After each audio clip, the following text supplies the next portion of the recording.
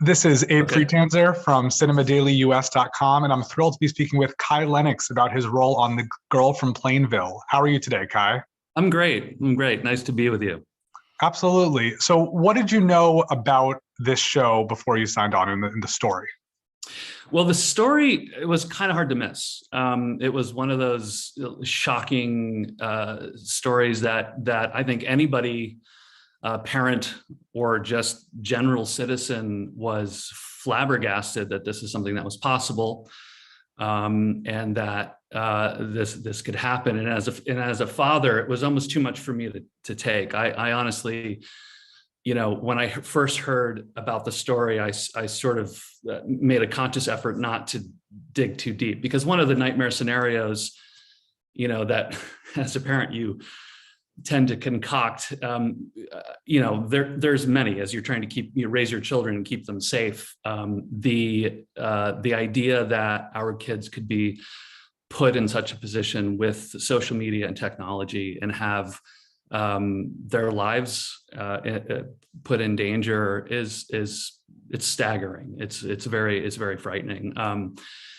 So when this project came up and I saw that this was something that was coming from Liz Hanna and Patrick McManus, who I think are just incredibly prolific and talented writers, I knew immediately that this is something that was going to be handled in the best possible way. And having Elle Fanning be at the forefront of this, it sunk it for me that this was a story that was going to be told with integrity and in the best possible way.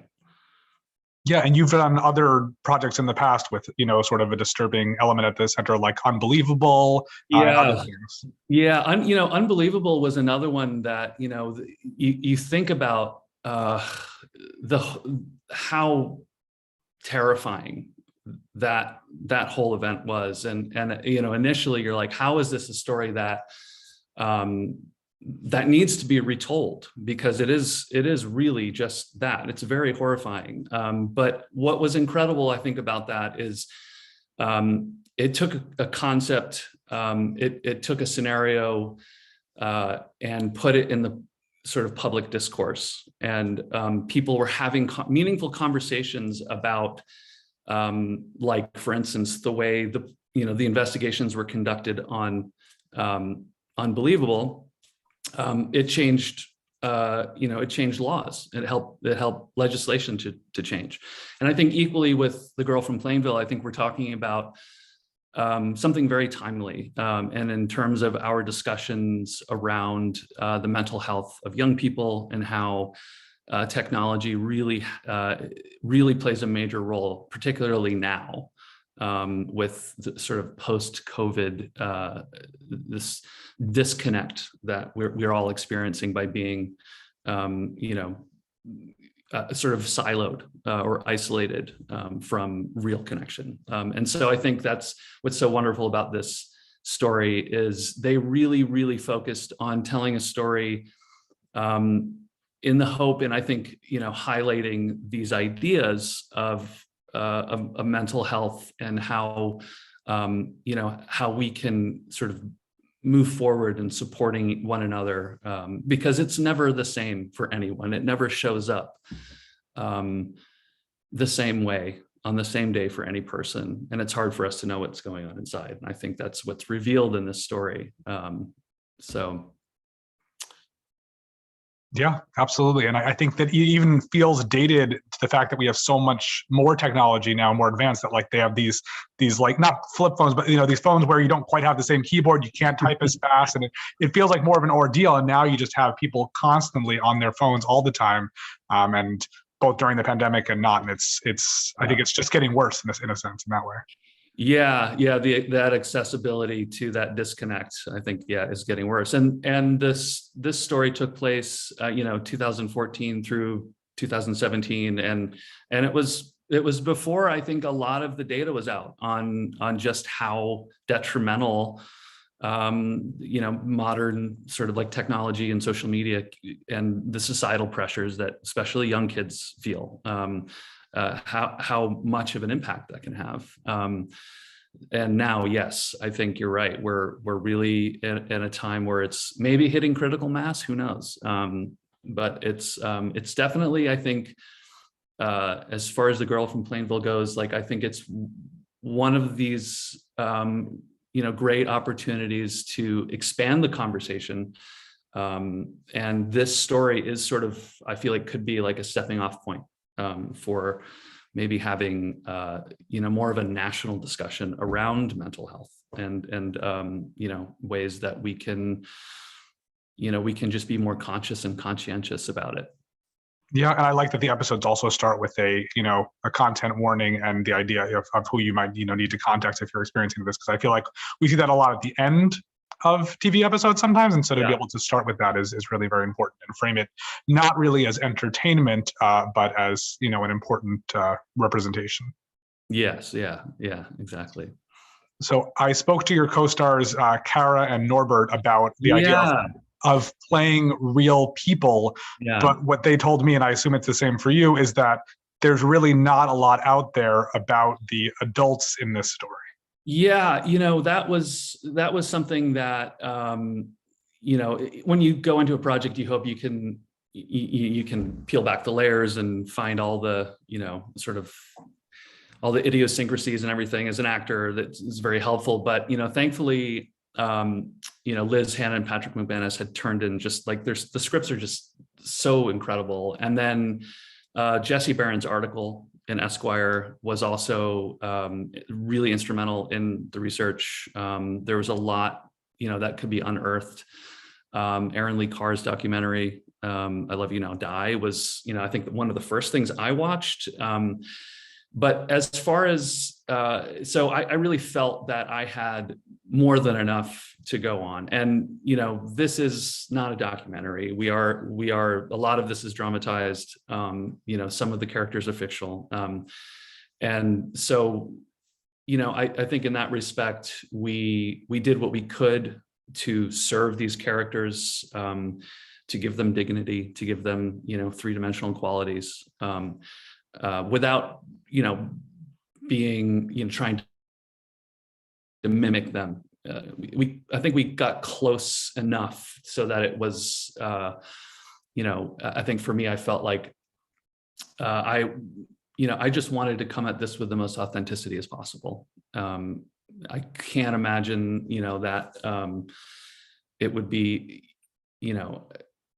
like for me as a parent, this was such a, such a stirring and heartbreaking story that I feel like I had a wealth of knowledge within myself, just being a parent and having to, care for and protect my own children in the time of COVID and social media. So there was plenty of ammunition going in, and the scripts, like I said, were amazing, and such an incredible cast. Yeah, well, on that note, you mentioned that Elle was a big draw. What had you seen of her work before, and how did she surprise you in this role? I mean, Elle is just one of those incredibly gifted, incredibly gracious. Her work ethic is staggering. She, everything she's done, like, is monumental in my eyes. And I, the great, like, to see her go from the great to the girl from Plainville, I mean, that right there is a testament to the sort of range that she has. And not only is she just a total pro and technician and so skilled, she is just one of the kindest, most present people. And it's really great to work with, with that, because, you feel like every day there's, a support. Like, she would show up totally, happy and joyful and going through her day, and then the camera would roll, and you could see the shift. It was like a molecular shift. It's very impressive, and it was a total honor, honestly. That's great. Is there anyone else from the cast you'd like to single out as particularly? Oh, I mean, Kara, are you kidding me? Kara, I was like, I think I, for a second, was looking around going like, who did I fool to end up in this incredible like pool of talent. Norbert, Chloe, I mean, Colton. It was like, I'm like sitting around, I was like, at one point I was sitting around and I did think I maybe was dreaming for a second, because everyone is in their own right, just staggering talent. And it was a total joy. I mean, it was like beyond so inspiring. That's great. And you've done a lot of different TV projects in the past. Do you have a preference for a, short-term closed loop limited series like this, or a continuing series? I think, I think it depends on the project. Obviously, with something like this, it does have its limitations. Like, you want to tell the story and kind of, let it gestate, and that's good. And I think, like, with the limited series, it sort of harkens back to, like telling a feature that's 8 hours long, or making a feature that's 8 hours long, and it feels, it feels complete. But I do love the idea of inhabiting a role in a story for multiple seasons, and kind of living in those shoes, as it were, for a while. That actually can be a really great feeling, because you really do get to sort of ease into a world and a character, and as an actor, that's very rewarding. Yeah. And while I have you, what else are you working on? Any projects you'd like to mention? I worked on this incredible film with Tandy Wade Newton that just premiered at Sundance. It's called God's Country. It was directed by Julian Higgins, and it was picked up by IFC Films. And I believe it will, I think theatrical release will happen, knock on wood, in the fall. That's great. That's great. I did see it at Sundance, and I spoke to Julian, and it's great.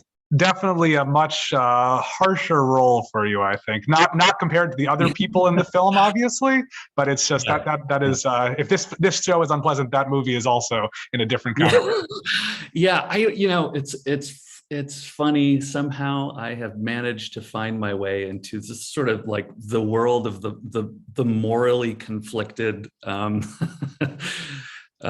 guys with maybe a bit of a shadow in their past, but I don't know. I keep trying to get roles doing comedy, but they keep reeling me back into the depths of despair and villainy. So,